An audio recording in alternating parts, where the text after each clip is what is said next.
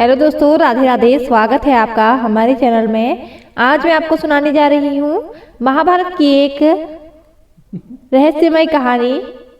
युद्ध से ठीक पहले वाली रात द्रौपदी चुपके से कर्ण के पास क्यों गई? इतिहास गवाह है कि महाभारत का युद्ध केवल भूमि के टुकड़ों के लिए नहीं लड़ा गया था। यह युद्ध था प्रतिशोध का, अपमान का और उस मौन का जो वर्षों तक एक स्त्री के हृदय में चुपता रहा।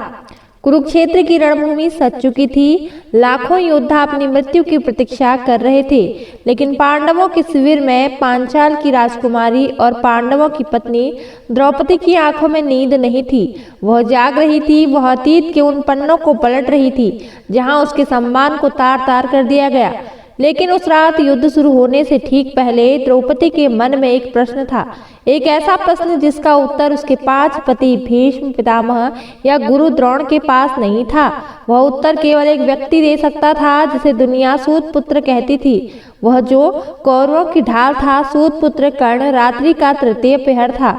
द्रौपदी वासुदेव कृष्ण के पास पहुंची। उसका चेहरा शांत था, लेकिन भीतर एक ज्वालामुखी धधक रहा था। उसने धीमे स्वर में कहा, हे केशव, क्या यह युद्ध मेरे प्रतिशोध की प्यास बुझा पाएगा? क्या दुर्योधन के रक्त से मेरे केस धोने पर मेरा अपमान धुल जाएगा? कृष्ण ने शांत भाव से उत्तर दिया, द्रौपदी, युद्ध केवल शत्रु का अंत नहीं करता, पीड़ा का नहीं। तुम्हारे मन में आज भी एक कांटा चुभ रहा है। कहो सखी, क्या चाहती हो? द्रौपदी ने कहा, माधव, मुझे कर्ण से मिलना है, अकेले। कृष्ण ने पूछा, कर्ण? वही कर्ण जिसने तुम्हें भरी सभा में वेश्या कहा था? द्रौपदी ने उत्तर दिया, हाँ, वही कर्ण। परंतु मेरे हृदय में कुछ प्रश्न हैं जो केवल वही उत्तर दे सकता है, और इस युद्ध से पहले मैं अपने प्रश्नों का उत्तर जानना चाहती हूँ। कृष्ण कुछ क्षण शांत रहे, फिर मुस्कुराए।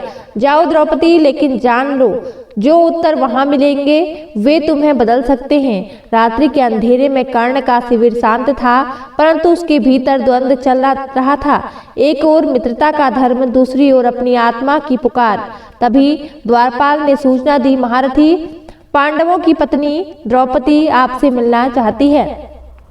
कर्ण स्तब्ध रह गया। एक क्षण को लगा जैसे अतीत ने वर्तमान से हाथ मिला लिया हो। उसने धीरे से कहा, आने दो। द्रौपदी भीतर आई। उसकी आंखों में क्रोध नहीं, घृणा भी नहीं, बस शून्य था। वही शून्य जो वर्षों के अपमान, तिरस्कार और मौन के बाद जन्म लेता है। कुछ पल तक मौन रहा, फिर द्रौपदी ने पूछा, कर्ण, क्या तुमने मुझे वैश्य कहा था? क्या मेरी मर्यादा इतनी छोटी थी कि सभा में मेरी अस्मिता का चीरहरण होता रहा और तुम उस पर हंसते रहे? कर्ण की दृष्टि नीचे झुक गई। उसका गला रुध गया। उसने कहा, हाँ, कहा था, लेकिन वह मेरे शब्द नहीं थे पांचाली, वह मेरा आहत आत्मसम्मान था। उस दिन तुमने सबके सामने मुझे ठुकरा कर दिया था, एक सूत पुत्र कहकर मेरा तिरस्कार किया था। मैं भी उसी चोट से घायल था। द्रौपदी, मेरा वह अपराध मेरे जीवन का सबसे बड़ा कलंक है। मैंने तुम्हारा अपमान नहीं किया, मैंने अपने अपमान का बदला लिया था। द्रौपदी की आंखें भर आई।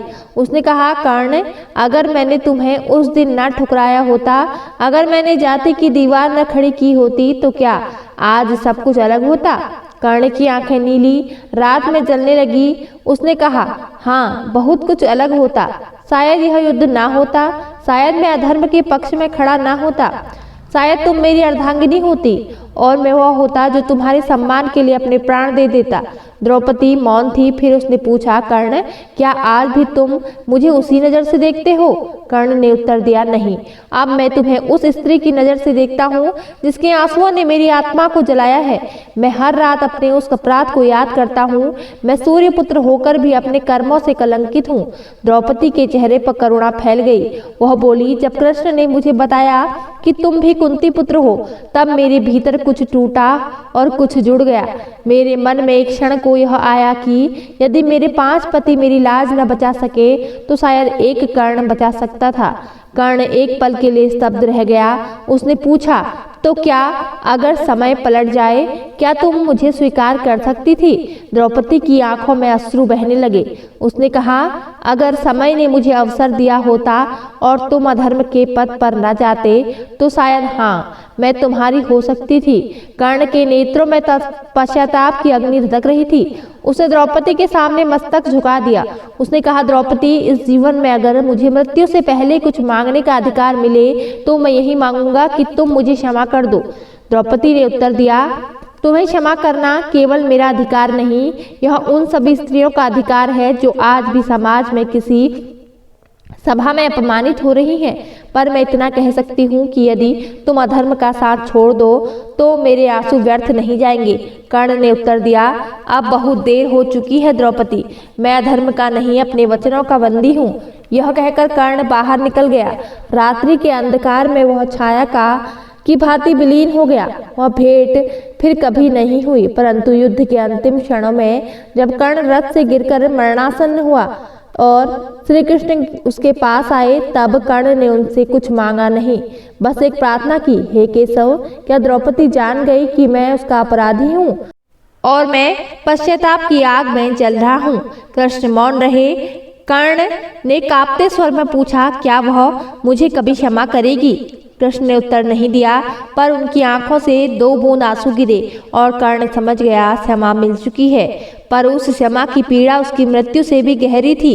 कर्ण ने एक अंतिम वाक्य कहा, हे माधव, जब मेरे प्राण इस शरीर को छोड़ दें तब एक बार, बस एक बार द्रौपदी को कहना कि जिस सभा में मैंने उसे तोड़ा था, उसी सभा का सबसे टूटा हुआ पुरुष मैं था। और उतना कहना। सूर्यपुत्र कर्ण ने अपनी आंखें मूंद ली। कुछ दिन बाद युद्ध समाप्त हो गया। शिविर में द्रौपदी अकेली बैठी थी। कृष्ण आए और धीरे से एक वस्तु उसके हाथों में रख दी, एक सोने का अर्धचंद्राकार ताबीज। यह कर्ण के पास था। मरते समय तुम्हारा नाम उसकी सांसों में बसा था। द्रौपदी ने उस ताबीज को अपनी हथेली में देखा और धीरे धीरे उसकी आंखें नम हो गई। उसने कहा, कुछ नहीं, बस आंखें मूंद ली। पर उस मौन में एक संकल्प जन्म ले चुका था। अब कोई सभा फिर किसी नारी को अपमानित ना कर सके। मैं अब केवल द्रौपदी नहीं, अब समस्त नारी जाति की प्रतिनिधि बनूंगी। कर्ण मरकर भी जीवित रहा। द्रौपदी की आंखों के आंसू में एक दिन जब हस्तिनापुर का आकाश साफ था, द्रौपदी ने कृष्ण से कहा, माधव, एक वचन चाहिए तुमसे। मुझे उस स्थान पर ले चलो जहाँ कर्ण मारा गया। जिस धरा पर उसका रक्त गिरा, मुझे उसे छूना है। कृष्ण उसे वहां ले गए। वहां पहुंचते ही द्रौपदी रथ से उतरी, धरती को छुआ और उसका शरीर कांप गया। उसे एक सपना सा आया। कर्ण खड़ा था उसके सामने, शांत, रथ की लगाम हाथ में थामे हुए, पर उसके रथ का अश्व अब भी नहीं चला। कर्ण ने मुस्कुराते हुए कहा, मेरा रथ इसलिए नहीं चला क्योंकि तुमने अब तक मुझे क्षमा नहीं किया। द्रौपदी की आंखों से आंसू गिरने लगे। उसने कहा, मैंने तुम्हें क्षमा किया कर्ण, उस दिन भी जब कृष्ण ने मुझे बताया कि तुम मेरे पति के समान हो। कर्ण ने धीरे से सिर झुकाया और धीरे धीरे उसका रथ प्रकाश में विलीन हो गया। कृष्ण बोले, तुमने कर्ण को मुक्त किया द्रौपदी। अब वह केवल वीरगति को प्राप्त योद्धा नहीं, अब वह तुम्हारी क्षमा से अमर हो गया है। यह कहानी हमें इस दोराहे पर लाकर खड़ा करती है कि जहां हमें खुद से एक सवाल पूछना होगा। सोचिएगा जरूर, अगर द्रौपदी उस पुरुष को क्षमा कर सकती है जिसने भरी सभा में उसकी मर्यादा को तार तार किया, जिसने उसके जीवन को नर्क बना दिया, तो क्या हम अपने जीवन की छोटी मोटी रंजिशों को भुला नहीं सकते? आखिर इस कहानी में बड़ा कौन था? मृत्यु की गोद में लेटे कर्ण का पश्चाताप या द्रौपदी की वह क्षमा जिसने उसे मुक्त किया?